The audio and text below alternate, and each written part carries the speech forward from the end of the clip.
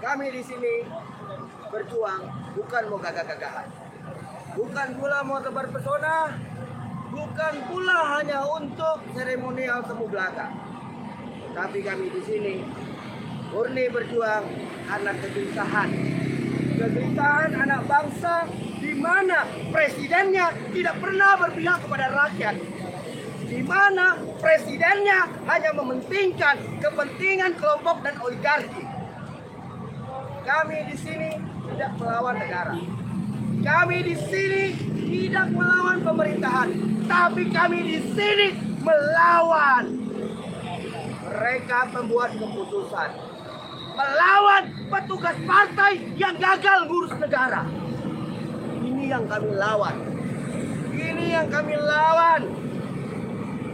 Kami di sini tidak ingin sengaja memacetkan jalan, tidak. Kami di sini tidak ingin hanya menjadi tontonan-tontonan warga, bukan. Tapi kami di sini dipaksa oleh penguasa. Penguasa yang gak punya otak, penguasa yang biadab, penguasa yang hanya menyengsarakan rakyatnya. Maka jalanan menjadi pilihan kami. Karena Senayan, parlemen itu tidak lagi menyuarakan suara-suara rakyat. Parlemen hari ini hanya menjadi lembaga stempel bagi kepentingan oligarki. Maka dari itu, padamu rakyat Indonesia, mari kita tunjukkan parlemen jalanan. Hanya parlemen jalananlah yang bisa merubah ini. Hanya parlemen jalananlah yang mampu merubah keadaan.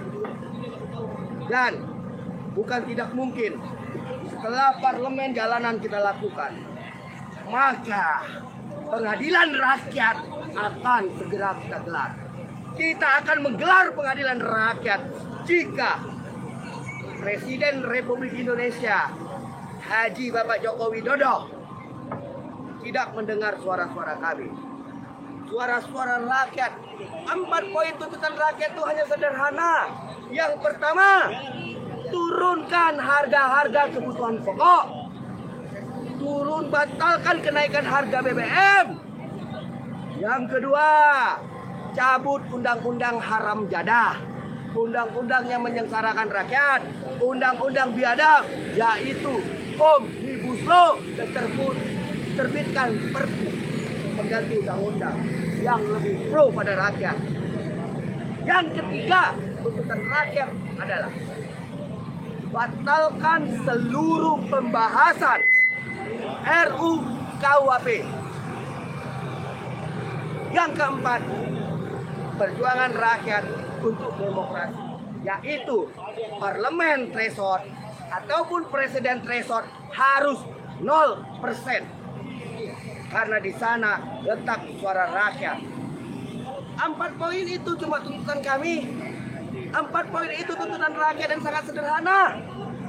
Jika Presiden Jokowi tidak mampu memenuhi 4 tuntutan rakyat, maka mundur lebih terhormat. Mundur lebih terhormat karena Anda gagal.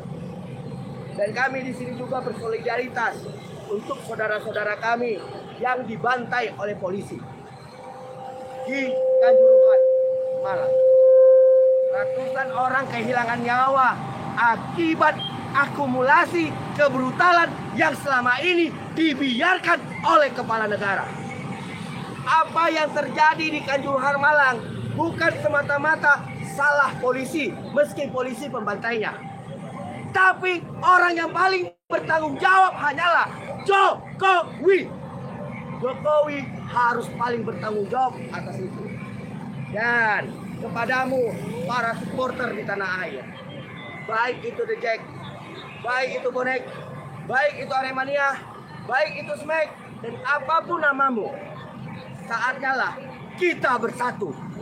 Saatlah kita revolusi Indonesia, bukan cuma revolusi PSSI. Karena ini akumulasi dari ketidakbecusan kepala negara dalam mengelola negara. Dan pembantaian itu terjadi karena kebrengsekan seorang pemimpin. yang gagal memimpin negaranya. Maka kepadamu, saudara-saudaraku, para supporter tanah air, kasus Kanjuruhan Malang, kasus KM50, kasus Bawaslu harus kita dorong ke Mahkamah Internasional. Ini pembantaian rakyat yang dilakukan oleh aparat negara.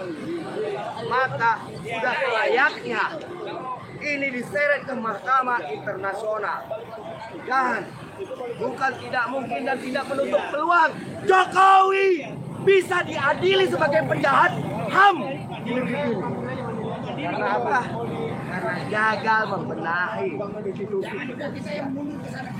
Jadi, apa yang terjadi di Malang bukan semata-mata kesalahan dari pihak kepolisian semata, tapi akibat dari pembiaran yang dilakukan kepala negara selama ini. Pembiaran itu mencapai titik klimaks, yaitu pembantaian massal di Kanjuruhan. Kenapa aku berani mengatakan itu? Karena polisi kita sudah brutal. Dan aku sendiri pernah menjadi korban dari kebrutalan polisi. Aku sendiri pernah digebukin oleh polisi. Itu di Medan, Sumatera Utara. Tepatnya bulan Juli atau Juni itu. Itu aku digebukin, gigiku sampai copot, mulutku sampai berdarah-darah. Itu fakta yang terjadi. Jadi akumulasi dari kebrutalan yang dibiarkan oleh pemerintah, akumulasi dari kebrutalan yang dibiarkan oleh kepala negara, ini harus kepala negara yang bertanggung jawab. Jangan cuma copot Kapolres saja, tapi copot Kapolda. Bila perlu copot Kapolri, bila perlu Presiden Jokowi mengundurkan diri atas bencana kemanusiaan ini. Itu bukan lagi tragedi, tapi sudah pembantaian kemanusiaan. Pembantaian manusia yang dilakukan oleh aparat keamanan. Pembantaian ini atas nama negara.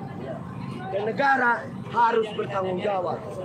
Kalau Jokowi punya malu, kalau Jokowi punya jiwa kesatria, dia seharusnya mundur karena telah gagal melindungi rakyat. Karena sejatinya tugas polisi itu melayani, mengayomi, dan melindungi rakyat Indonesia, bukan menjadi pembantai, bukan menjadi tukang pukul. Itu tugas polisi, melayani, mengayomi, dan melindungi. Itu tertuang dalam Triparata.